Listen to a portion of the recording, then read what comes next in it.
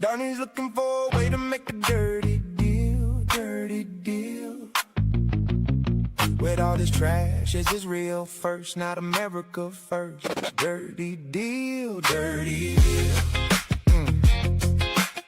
He went to China trying to hustle for a dry deal, dry deal. But they're too smart to sign up for his dirty deal, dirty deal, dirty deal. Yeah. Trump flew to Beijing, thought he charmed the dragon's lair. Suitcase full of promises, but Shaq just stared. Sorry, Don, we don't do business with a sinking ship. Your empire's leaking oil, watch the ruble and the yuan grip. You traded Taiwan for repair, sold Ukraine down the road. Now China's brokering peace in Tehran, that's their heavy load. You came to make a dirty deal, but they wrote a cleaner one. Now your legacy's a footnote, congratulations, you're done. Donnie's looking for a way to make a dirty deal, dirty deal. With all this trash, it's Israel first, not America first. Dirty deal, dirty deal. He went to China trying to hustle for a dry deal, dry deal. But they're too smart to sign up for his dirty deal, dirty deal, yeah, dirty.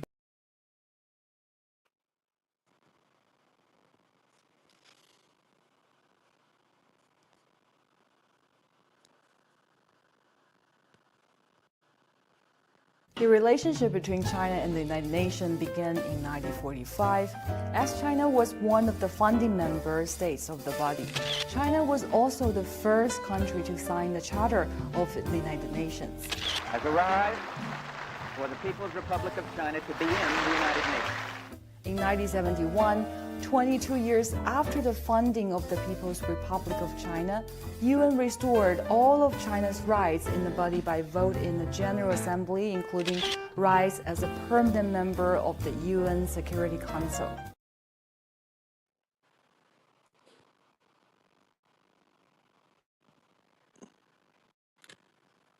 Peace, peace, and bless. Everything okay with my mic? Here you go.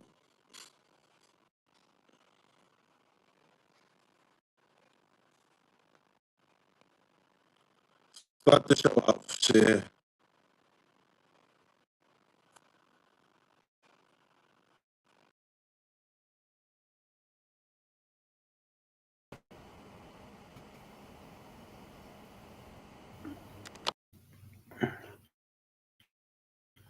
Well, good evening, everyone. Welcome to Newsroom 16.1, never end of work is service. And we are here tonight to discuss Trump's visit to China. As you've seen in the video that we just played, and historical account of the rise of the People's Republic of China and their position in the world power structure. And we're here today with the host, Henry Williams, as always, our gracious host out here. And we got St. Patrick today with some analysis and some breaking news on situation between the United States, Taiwan, and China. So, St. Pat, how are you feeling tonight?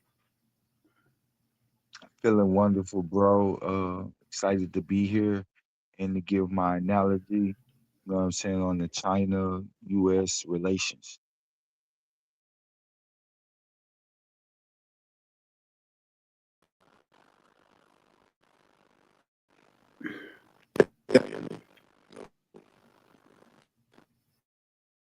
With that being said, this is a major turning point in the overall world policies when it comes to economic trade and these conflicts that we're having with the Iranians and different modes of trade and economics that we want to see about the United States not being sequestered out of still being able to be trade partners with China and to secure some well needed economic stability in a climate we have because of the conflict going on with Iran. We see the oil prices is skyrocketing, the gas prices skyrocketing, and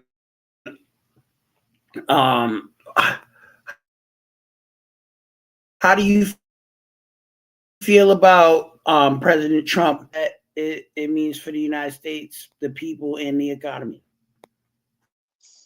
Um, the economy is gonna be looking.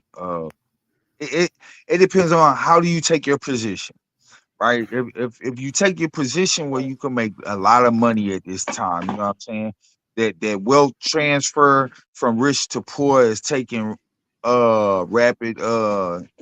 rapid succession, meaning it's going to happen very fast and very soon. If you're not in the right position to use the market as it's meant to be used to gain your wealth, you might just lose your wealth. Um, it's a it's a very good position for that. If you're not in the market and you don't understand the U.S. market, they're pushing commodities now. They inject up oil, so now they're into the commodity game of pushing commodities up, bringing commodities by anything. China is our manufacturing base, so a lot of things that you are wanting to get will rise in value and cost. That only brings U.S. corporations who own the what I would say the position of stores in the U.S. to become more wealthier, more industry. When I say industry, more corporations who buy goods in bulk will have the leverage of charging more expensive prices for them. So that's a good thing if you're investing in those corporations. Now, for the average individual, that's not invested, that doesn't know anything about investments, they are going to lose at the store, at the dollar line, at the bottom line, they're going to lose. Um, I do look at the position that the U.S. is taking with China on the Taiwan issue or Small Island in the Pacific, uh, only like roughly 2 football fields away from China. So that's how far they are away from China. Uh, People don't understand that the Taiwan issue was already solved by Taiwan and China. America went over there to actually tell them, no, it hasn't been. We're taking a different stance. Uh, we're going to try our best to force Taiwan to reject any deal with you or any combining issue. So that's a unfortunate step for the Taiwan, actually the Chinese people who live on the island of Taiwan because they're Chinese. They're not Taiwanese or anything else. Those are Chinese people. They are native Taiwan. Uh, they're native Chinese people even after World War II, when I think is the Kuomintang party invaded after the Japanese left the island uh after World War II, and actually took the people Democratic Party of China and settled in the island after they got kicked out of the mainland. Those are Chinese people. We call them Taiwan, but they're actually the island of China. Um, they was recognized by the UN as the voting power of China until the Chinese people, the People Liberation Party, became recognized as the official voting power in the UN. Um, Other than that, I would say, man, we keep on finding ourselves by these Republicans or these the neocons in tough situations where we can't win. And the people that are actually with that want to stand used to want to stand with us is looking at our partners in the Middle East, how we backed up from them, how we can't guarantee security. And China has way more missiles than Iran ever could produce or even bother to get a hold of. And their manufacturing base is way larger than anything that Iran could even hold. So the island of Taiwan and the Chinese people living on the island of Taiwan will be decimated. It will be like Israel has been decimated by Iran. Like Hezbollah is clapping the IDF in southern Lebanon decimated with them being overran by the mainland, and the US can't do anything about it. You know, So I'm sorry about earlier. I found out what's the problem.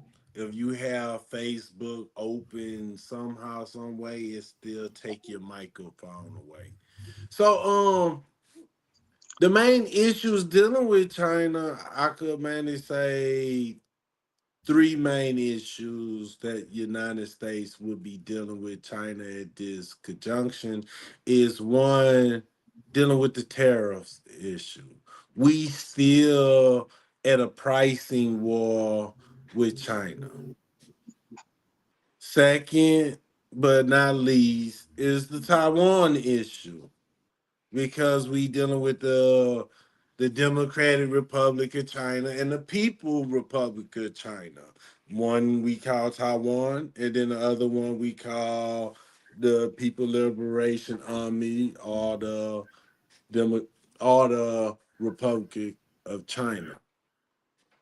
So from Taiwan to tariff to dealing with Iran. These are key issues that United States are facing, and a lot of these issues we cannot face alone. And like St. Patrick said, we are in we is in a tough bind. We have Donald Trump doing a dirty deal, trying to make a deal, but it's one up the United States put some on the table and wind up backing down. Wind up have to take it out the table, look like haven't even thought of the consequences of the actions that occur. Like, hey, we're gonna slap this person in the face, and then that person slap us back, we back up. Like, oh, my bad, I won't slap you again. But come back and trying to slap the person in a different way. We hit terrorists, but we found out that United States don't have the resources, the mineral rights that China have, which China have a monopoly and also have influence in Africa that is driving America away from lithium. Our batteries, the batteries for Elon Musk, um, his cars, the Tesla, and many EV cars. We gonna also talk about what it is, solar energy panels, the sand that to make the glass. A lot of that come from China. China influence is becoming one of the biggest in the world. But while people could say, hey, China big, they powerful, they hold sway, but China is in a crisis of its own doing because their government run off of debt-based finance, where the local government grab debt for the federal government. And a lot of these local governments, you could say, close to bankruptcy. So if China could deal with their debt problem, and that's where China is trying to push their currency on the world, because if more people buy into their currency, it's just like United States dollar, where people buy United States bond, it gives United States more leeway to borrow more, spend more, print more. So that's part of the situation going into China, the economic approach. The military geopolitical approach, as we were saying earlier, is dealing with these issues. Energy and the Strait of Hormuz. China could pressure Iran to reopen the Strait of Hormuz. Could pressure them. But we finding out that it takes 30-something to 40-some days for a shipping cargo to leave Iran to make it to a Chinese port. It takes close to 40 days. But they built a rail line that can move cargo from Iran to China in 15 days. It is known in the intelligence community that Iran, see, they were saying Russia is feeding Iran intelligence, but finding out that Iran is using Chinese satellites. Accurate, straight accurate. Can't mess with that because it's not running off of United States GPA.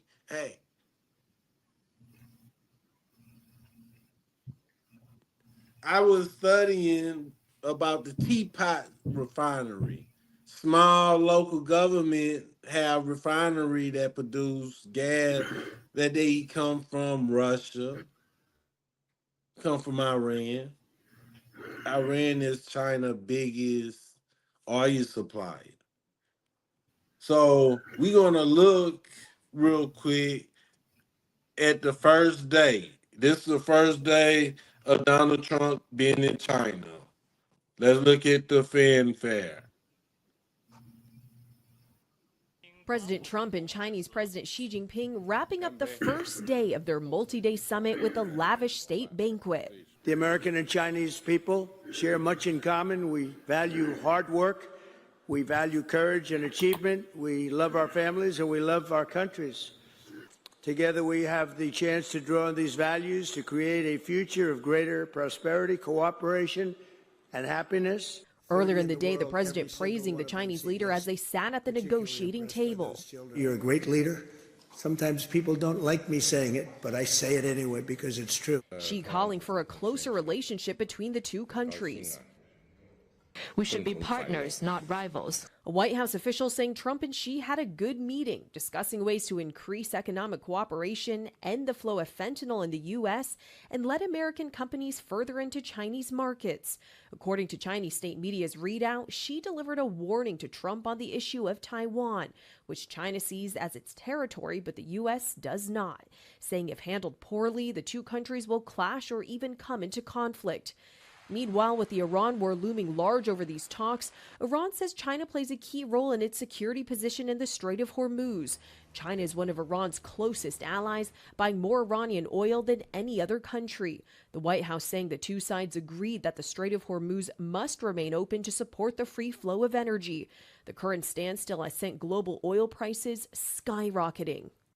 And Friday will include another round of talks. The White House says the two sides will discuss trade, investment, as well as artificial intelligence. As for future discussions, President Trump says he's already invited Xi Jinping to visit the White House in September. Selena Wang, ABC News, Beijing. I got one question. What y'all know about that fentanyl? It's an epidemic. It's very mass growth, but it goes back to you know, if your audience knows anything about history, that's how America uh with Great Britain, France, and the European powers in the early 1900s, uh, closed in on China and took China in with the Opium Wars, and that's how China pivoted back to counter American hegemony by dirty warfare, warfare by any means. You know what I'm saying? When they gave the cartels the ingredients to manufacture fentanyl, a highly opiate synthetic that can drastically get their user highly addictive, as well as cheaper and more easier to produce than actual opium. So yes, I know a little bit about it. And it's a very hard epidemic here in Los Angeles. I don't know about the rest of the world, but in my local area, it is taking lives as well as a highly addictive substance. You see a lot of people doing the opioid lean. You know what I'm saying? It's a new dance that's out and popping. If you see your people on the street corner, they're leaning and not falling over. But that's the opioid lean. And the dance is played without any music, and it's highly addictive. Yeah, I heard if you get a hold to it and pop it in your veins or do it on drugs, it really have you leaned out. More worse than codeine, more worse than heroin, more addicted than cocaine, and it's really a bad thing, you know, like it's really horrible, you know. You know, and if you touch it, you definitely could OD real quick and real witch comment if the potency is there. You know what I'm saying? If it's not cut right and it's not handled correctly, you can easily overdose off of it. So that's what I know about it from what I've seen and heard and experienced it in my area. Yes, I seen videos of police touching substance, all the people caught without gloves and just dropping. And Shin JmL, he gave me a video to post on a short of someone having a, a fentanyl trip. So going back in history, yes, Great Britain got opium from around India and Myanmar and shipped it to China to buy jade goods, gold. They got the citizens addicted. So the citizens start giving the national wealth away to Great Britain for opium till the government say enough is enough. We gonna destroy the shipments.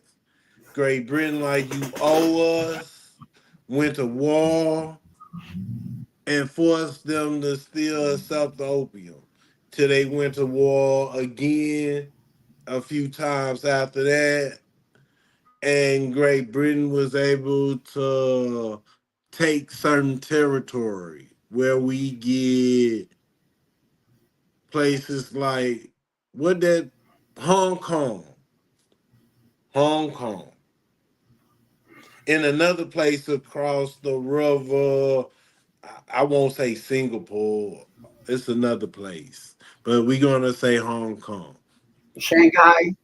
Yeah, Shanghai. Yeah, Shanghai. Both of those cities was part of the British protectorate till they just recently in the 1990s. We remember Jackie Chan in Rush Hour.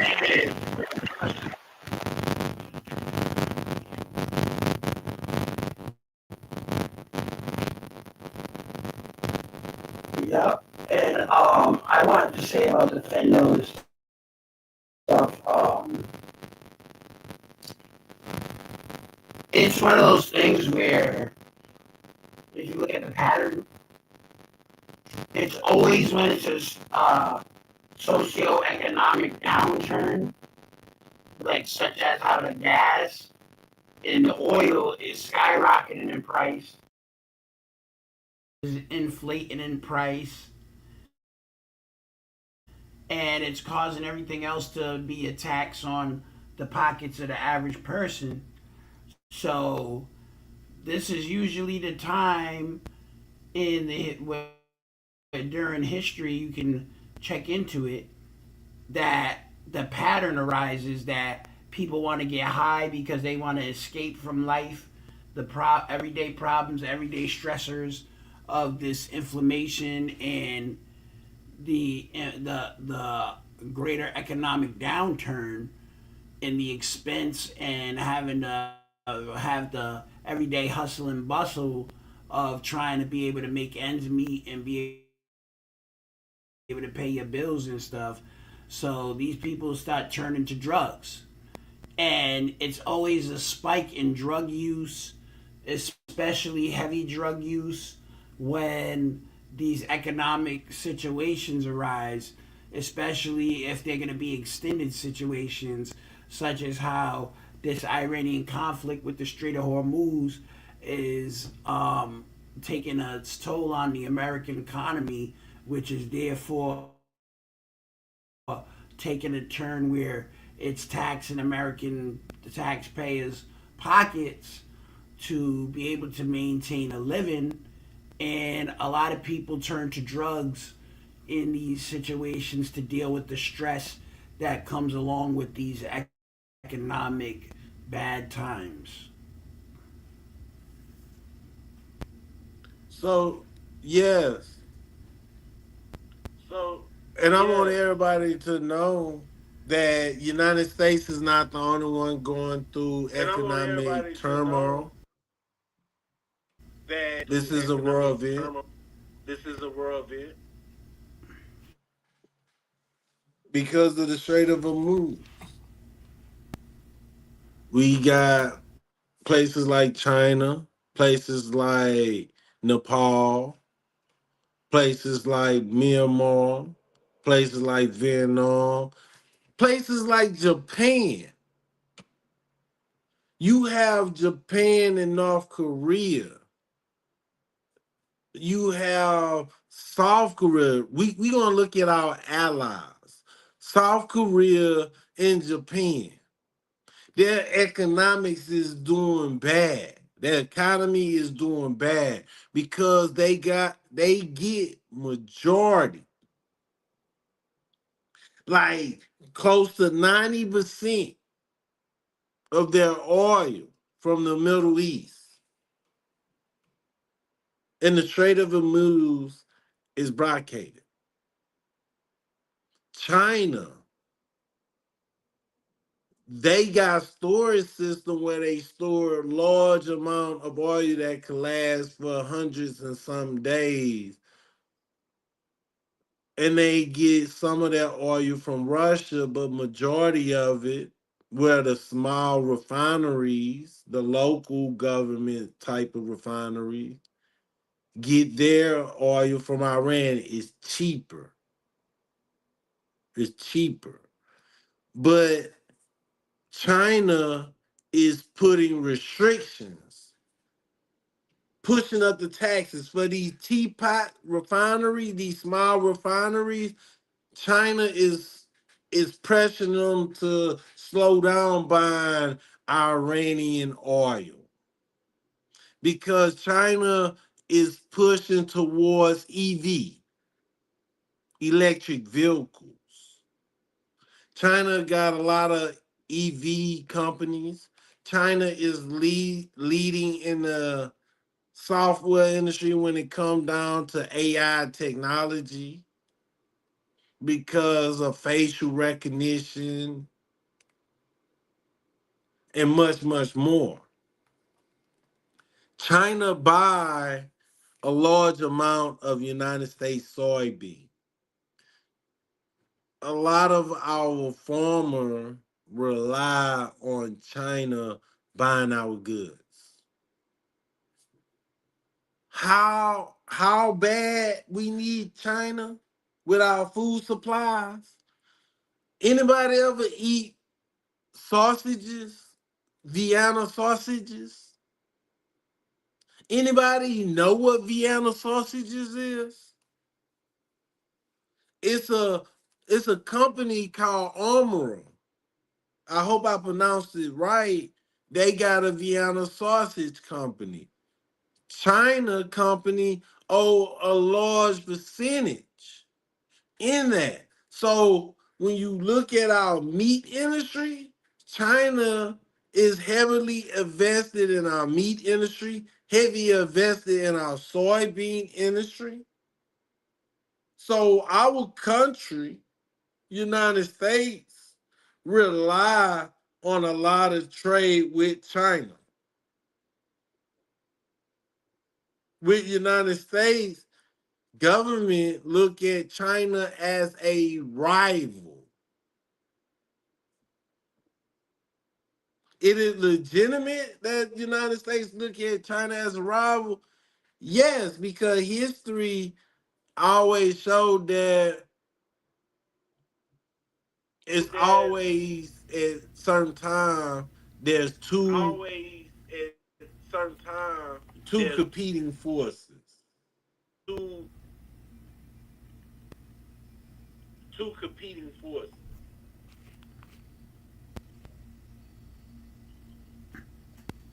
So before we go any further, we need your help. We need you, the people, help.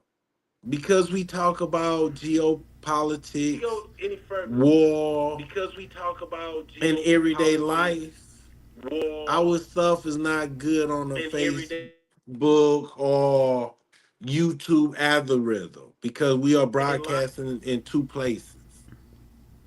It is up to you to help us by hitting that like button. It Got is an echo. up to you to help us by hitting that like button. Got an echo. Mute your phone, Shin. Let's see if it stopped. Let's see real quick. Okay, I hate when to do that. But okay, there you go. By you hitting the like button, sharing this content, subscribing, and hitting the notification, you help us reach more people. We're not really asking for no big donation, but if you want to help us with anything you care, you can catch us on our website, www.newsroom16.com. Catch us on TikTok, newsroom_16, or cash app us at $newsroom16. Each dollar help us to pay these bills. Make sure our streaming service is still going. But the topics that we talk about is controversy. But it need to be talked about. It's up to you, the people, to help us go further. So let's play this video and then we're gonna go into more discussion. President Trump, the guest of honor at a lavish state dinner at China's Great Hall of the People in the heart of Beijing. The president toasted by Chinese President Xi Jinping and joined by family, staff, and more than a dozen of the United States' most prominent business leaders, including ally Elon Musk and the heads of Apple and Nvidia. It's a very special relationship, and I want to thank you again. The dinner capping off a day of carefully choreographed ceremony and closed-door meetings, beginning with the president's arrival in Tiananmen Square and his friendly greeting with President Xi, followed by the performance of both nations' national anthems and an artillery salute. The two leaders inspecting a military honor guard. President Trump visibly charmed by hundreds of Chinese school children there to greet him. For the Chinese, all that pageantry aligns with the politics. Their goal to present an image of stability, control, and reliability to the world. Reporters given only a glimpse of the summit itself, with President Xi setting the stakes, calling a stable relationship between the two nations, quote, good for the world, adding later that the U.S. and China should be partners, not rivals. What is y'all opinion on China? Shin, what is your opinion on China?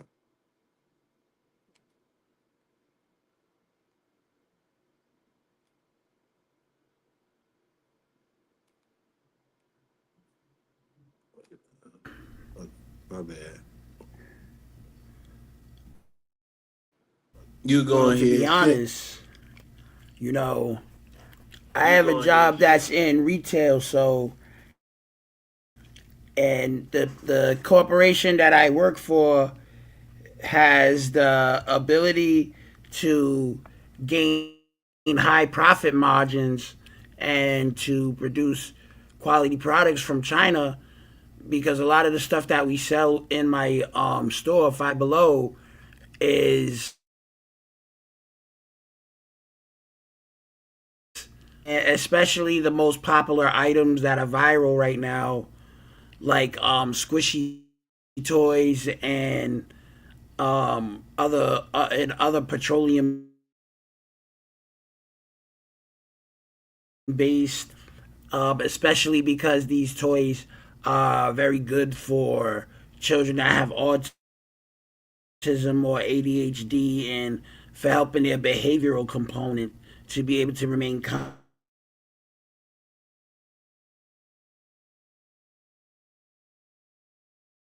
and to give them some time.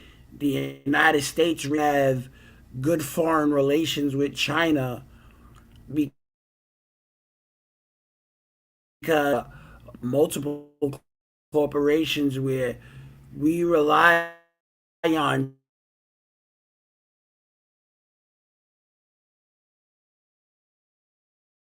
Chinese, very popular. They're also very convenient, and it's one of those things where, you know, you scratch my back, I scratch yours type of. It just goes to show that in the global economy, the globalist world, right? We have to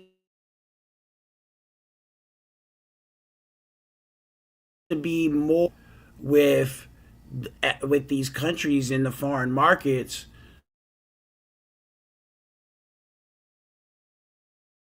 like China, everyday goods, and we also rely on them for, like I just said, my son, you know, off of selling these people's products, and also getting the customers and the consumers the products that are in popular demand, these services and these goods for the greater betterment of everybody's quality of life. You know what I'm saying? So the more we get along with China and the better relation America prosper, and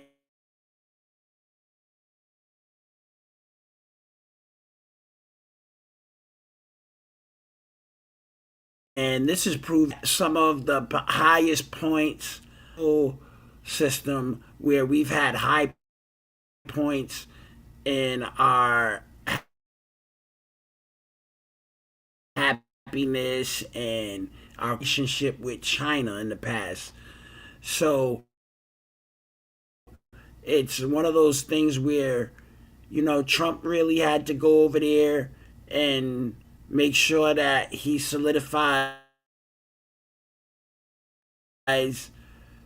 the symbiosis of American and Chinese interests. And like Xi Jinping said,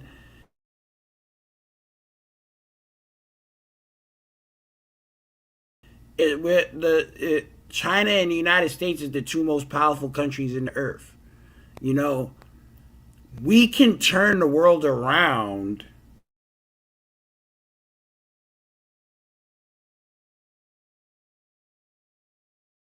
operation and teamwork. Like they always say, teamwork makes the dream work, and it can make the world a better place. Or trying to always one up somebody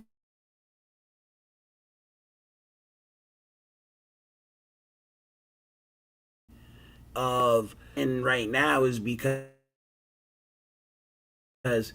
everybody wants to be superior to somebody else instead of just being who they are and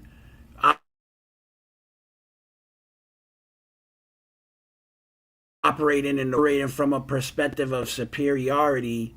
You operate from a perspective of stable, then you're going to be stable. So yeah, If you we have a see conflict, China. if everybody have We see China.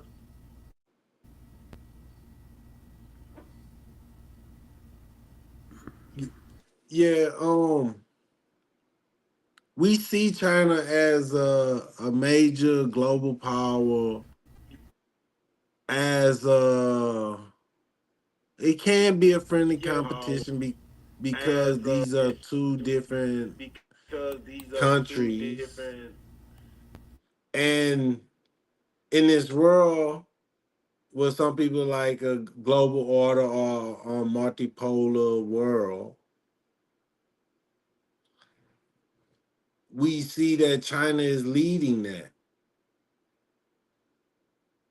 And I think in the Western world, it pushed as fear mongering of what we don't understand, because every great empire, every civilization have that up to the zenith, to the prime, and then start going down.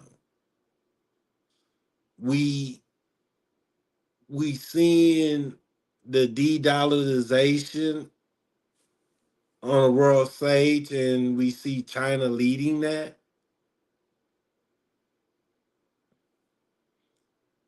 It's scary because when other countries start de-dollarizing, that means there's less money that could get printed. Our debts not getting paid, inflation rising. That Five Below store would have to raise up in price. It might become 10 and below. We seeing gas prices going higher. Everything on a global market have its consequences if you cut off part of that chain, that supply chain. And it all start with petroleum. So Saint Pat, what is your view on China? I, I think China is, well, For me personally, I like the People Republic of China. I've always admired them, but at the same time, like most governments, I don't agree with authoritarianism, control of vast population in some of the ways that they have operated with annoying human rights. But look at my country and their human rights violations, not only throughout the world, but here in America that is overlooked. Not only that we don't provide a lot of things for the basic people, but more so for corporations. And that's not humanitarianism. It's not humanism. It's fictionism. So China has that same problem as well. So when it comes to like human productivity and so forth, China has a problem with meeting the basic human requirements of livelihood. Uh, yes, you have large corporations doing well, companies doing well, but the average Chinese people are not doing as well. You know, there are large vast of their society that is being neglected and being treated wrong. So that's one aspect of human life that I don't uphold in any government, no matter where they may be in the world, that we need to treat citizens or quote unquote the people that live in your territory a lot better and give them more livelihood, you know what I'm saying? A more just living standard, a more economic basis. It is a elitist society, just like most other societies are. You know, it's not all just for everyday people. It's for those who can add and produce in the corporation of countries. So I take a deeper stance when it comes to the average day people. You know what I'm saying? That there are some groups of people that's doing well, and there are large groups of people that are not, and that's in every country, and we need to support those people as well. uh if oil prices are rising in China, you know, that affects the rural farmer anywhere in the country, you know what I'm saying, any country. That affects the manufacturer, that because of utilities going up, transportation. Even though EVs are great for personal vehicles, they're not so good for large industrial, you know what I'm saying, shipping. You know what I'm saying? They don't have the, what I want to say, the torque. If y'all understand what I mean by that, they don't have the pulling power. They can't pull large uh they can't pull large manufacturing shipping containers across the country in economic amount of time and the strength that a gas powered vehicle can, or a gas powered industrial equipment can. So that's the downfall of relying on electrical systems, and so it affects people on the lower level of the economy, and mostly our listeners and the people around us are on the lower end of the economic spectrum. So if you're speaking on those people, yeah, they getting it tough, just like our government is getting it. Uh, Now overall, is China a well-rounded place for you to do business? Sure, yeah. They have the manufacturing hub. They're leading in robotics, science, physical science, applications, leading in the new age of what I want to say, manufacturing. But when you talk about solar panels, uh solar panels are not the most efficient way of producing electricity. You know what I'm saying? That's something that yes, China leads in, but it's not the most efficient way of using the sun power to power things. Solar mirrors are, and because they reflect the energy or the heat that is produced more or less from the sun and manufacture it, not the UV light that solar panels use. So reflective mirrors are a lot more proficient and a lot more cheaper. Where they're just not promoted as much because you a company can't make as much as money, and that they last longer, as well as they don't have a what you call a recidive rate. When I say that, they could be flipped. A solar panel will last for 7 years. A solar mirror lasts for 30 years. So they're not promoted in the same way. And companies look for you to keep on using them, keep on coming back to them, as well as batteries.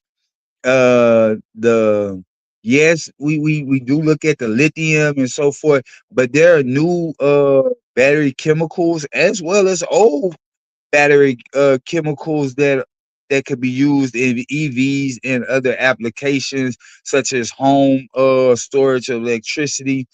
Even sand could be used as energy storage to power the home in some areas, and to produce electricity for the home. So it's just that our knowledge and what people are being promoted isn't being widespread, even by China. You know what I'm saying?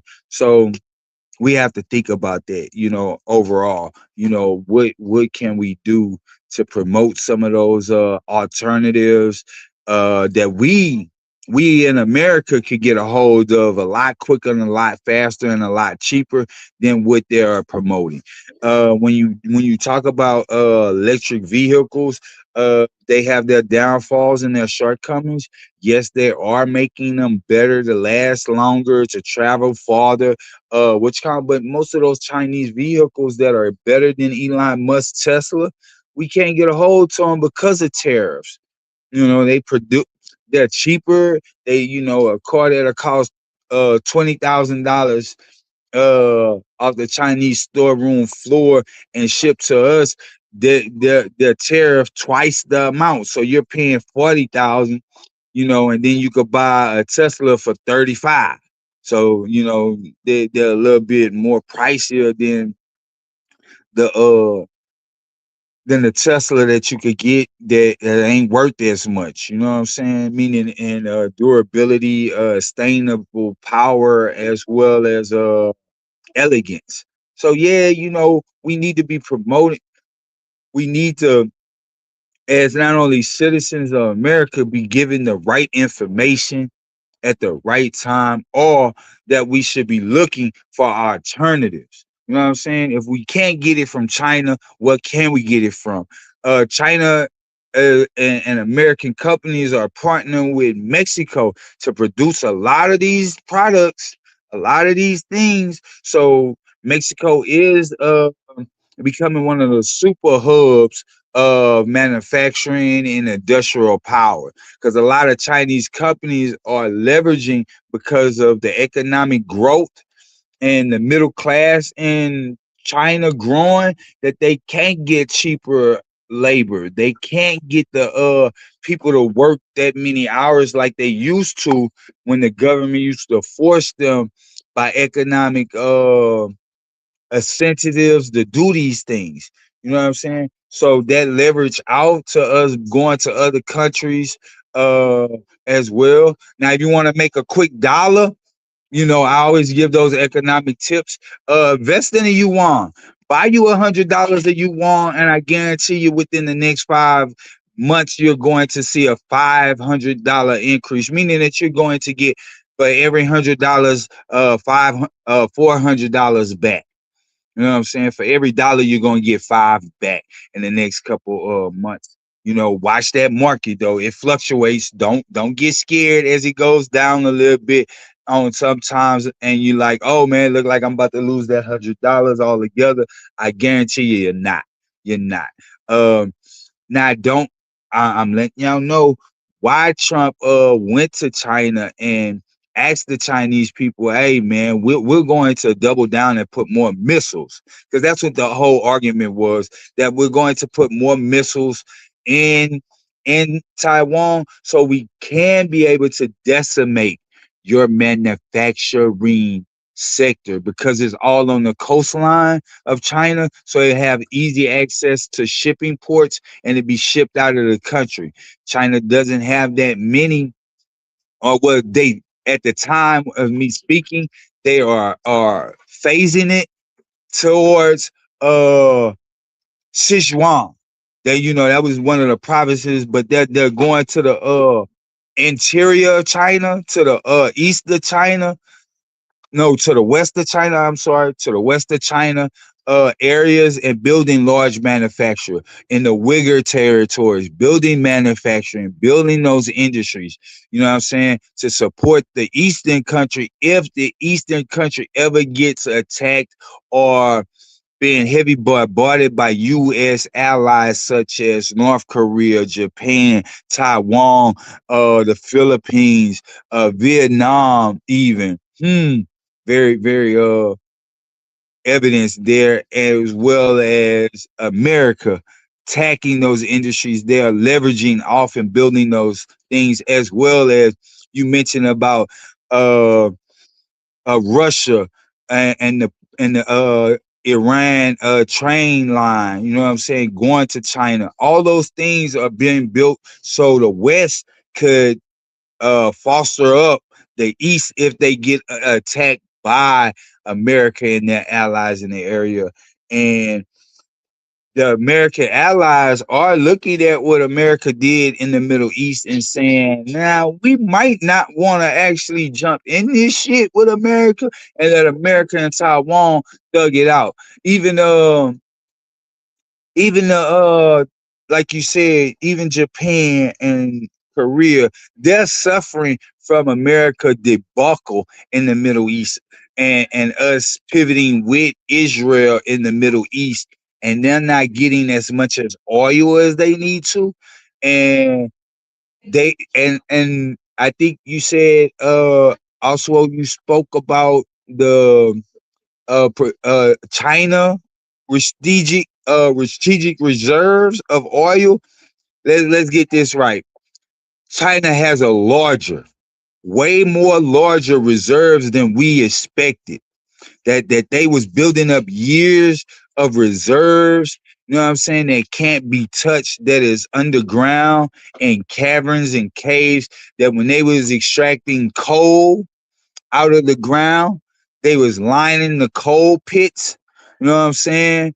And the coal and the mines with this barrier, so where oil could be pumped in and not seeped out, that it won't go into the ground, that it could be pumped in and stored for years. So they have over the capacity of what's called. Now, what you do have is always in any country the to take crude oil and to convert that into viable, usable goods, such as petroleum, gas.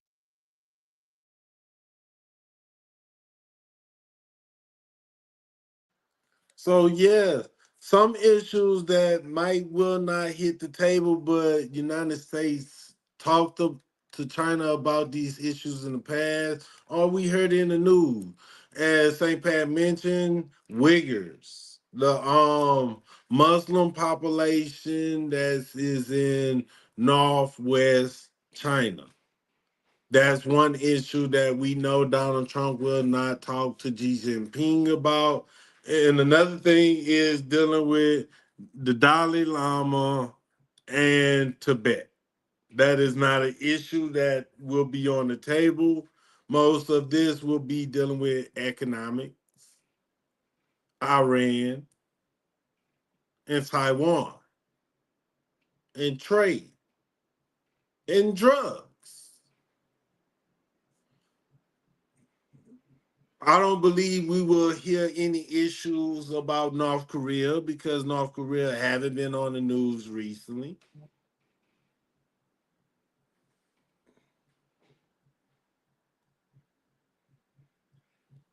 So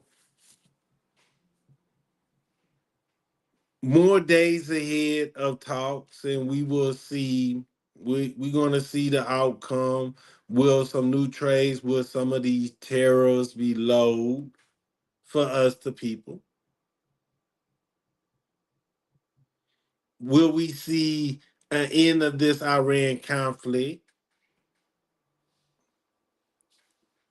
Because a lot of people would like to see the blockade stop, the sanctions stop,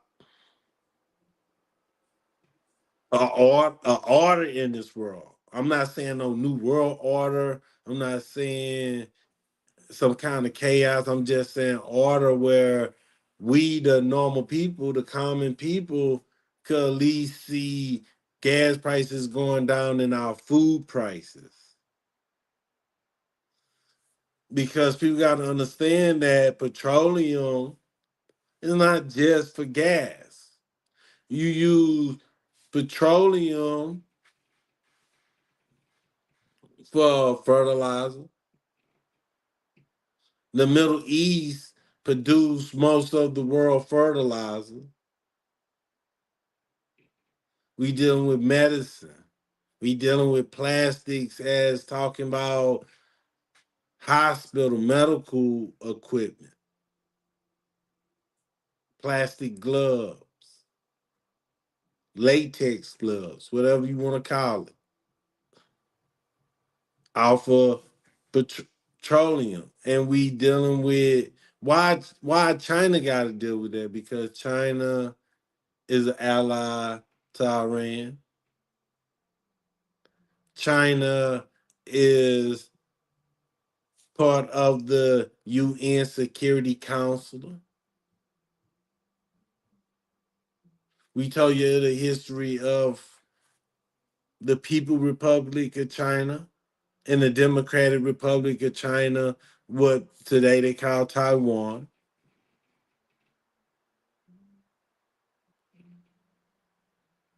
We in the United States not doing what we did in the Cold War, talking down about communism, trying to push China from communism. Also, we not pushing China on religional front, because if you look on the news, but not the headlines, but it's in the news that China have what they call it underground churches. That's Catholic churches and other churches that's underground because they don't want to follow the Catholic Church in China, because China get to pick the bishops of the church. China have a lot of control on the message of the churches.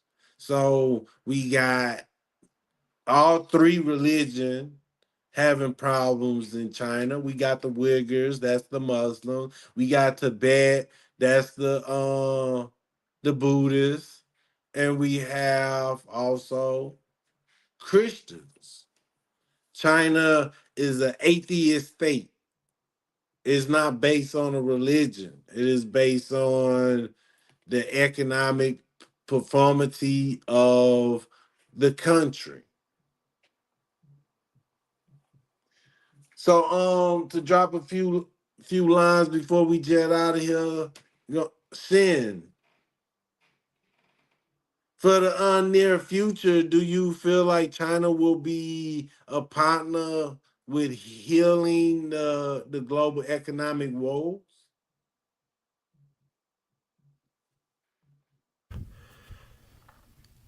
Yeah, as long as the manufacturing and and there's no real escalation in the Taiwan type of conflict incident, I feel like that China has been more recently a positive influence in the world economy.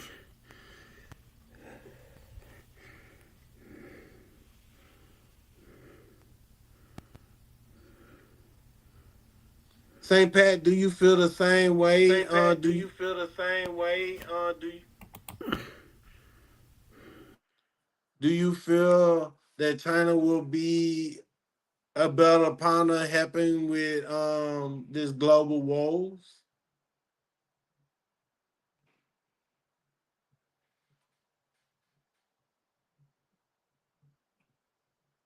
Okay, he not on right now. So things that people not need to know, but some facts. China give 15% of the UN budget. United Nations General Assembly budget, China give 15%. China also volunteer a lot of their army personnel, their armed personnel, to UN peacekeeping duty. Several Chinese citizens died in the line of duty in these peacekeeping missions. China also is one of Africa's biggest creditors. China have a method of you give me some resource, we build what you need. Then they're having corrupt officers like, hey, we gonna take this mine and pay you all this money to these certain big shots, and then we control the mine, and these big shots corrupt and leave. But China got a method where, hey, you get these loans from us. We're gonna build these buildings. We're gonna build these roads. We're gonna build these infrastructure to make sure you functional. Some of their method is just like Western companies, like, hey, we don't care about the environment. We really don't care about the citizens we here. We come to get our economic profit and go on about our business. We see that in certain countries. But same thing with a lot of countries, profiteers. We hope that from the next few years, things could be brighter. That we don't have to threat, because when push comes to shove, if United States is attacker, aggressor, and won't control, not order, but control, it would be wise to keep Taiwan under the grasp of the United States to keep a check on China. But to go forward in a peaceful mode where it is more beneficial to us, I think Taiwan is not something we should be really pushing toward. So anything need to be said? Shin, any closing words?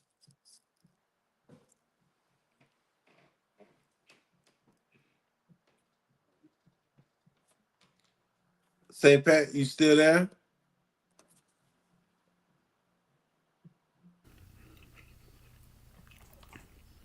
Oh, he in a whole nother Yeah, my window. bad. It just takes a second to unmute. It just takes a second for me to unmute. Okay. You know what I gotta say. Positive vibes makes positive results. Positive results means you're accomplishing your goals. Just because you're going through a negative circumstance doesn't mean you can't have a positive outcome. So stay determined, stay inspired, and keep it moving. That's all we can do in the world.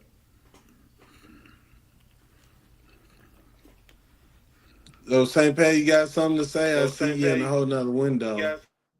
Oh, sorry about that. Uh, Oh, sorry about that. well, I just wanted to say this. I don't think that China is going to be that do it all for us. I think America really needs to take a different look at the world and renegotiate our position in it. especially in this hemisphere, if we want safety and security. And us pressuring China by using Taiwan as a strategic uh, leverage is over with.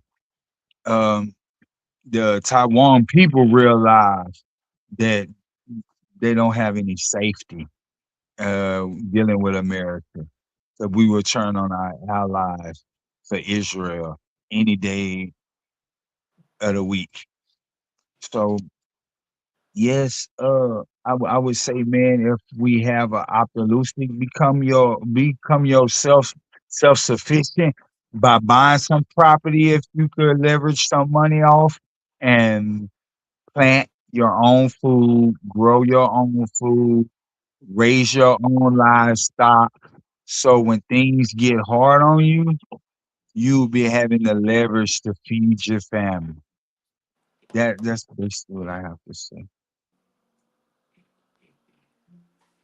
Thanks. So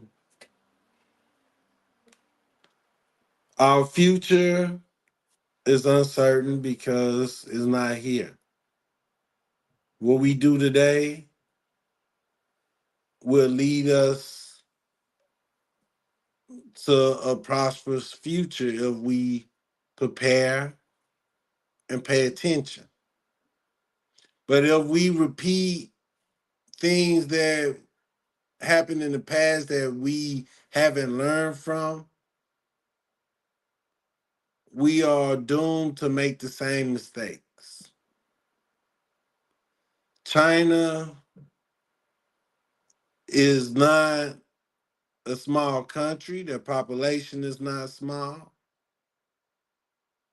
When Donald Trump go over there, he is talking to somewhat as an equal, not somebody he can push around. So I want to thank you all, each and every one of you, for tuning into the show tonight. We going through a lot because it's spring and summertime. People got work, we got to live, but we love you. If we didn't love you all, we wouldn't be dropping this message to you all. We want you to be in tune to what's going on around you as we never end the working service.